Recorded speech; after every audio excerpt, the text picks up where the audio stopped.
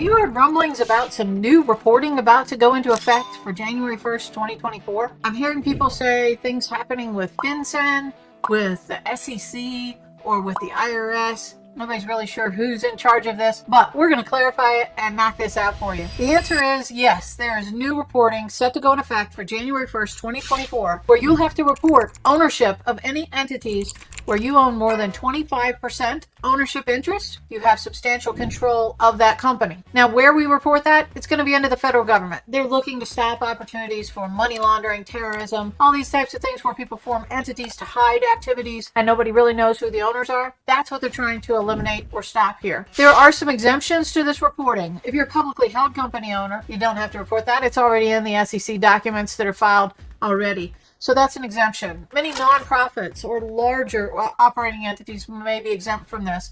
There are 23 different exemptions at this point. But for the most part, the mom and pops, the smaller entities, family-owned businesses, you're going to be subject to this reporting. What has to be reported? Well, first, if you have an entity, a corporation, C Corp or S Corp, a limited liability company, or any entity formed through the Secretary of State, those are the entities we're talking about that are subject to this new reporting requirement. What gets reported? The legal name of the company, their trade names, their tax ID number, where they're formed, what state, and their business addresses. Also, the beneficial owners are anybody who owns more than 25% with substantial control. And you'll need to report the legal name of the person, the date of birth, home address, have information from a photo ID like a passport or a driver's license, and the ID number for that photo ID. That will be what gets reported. Now, the big question, when? When does this all have to be reported? Well, first, if your entity is already in place as of January 1st, 2024, you will have until January 1st, 2025 to make sure that you have reported everything properly.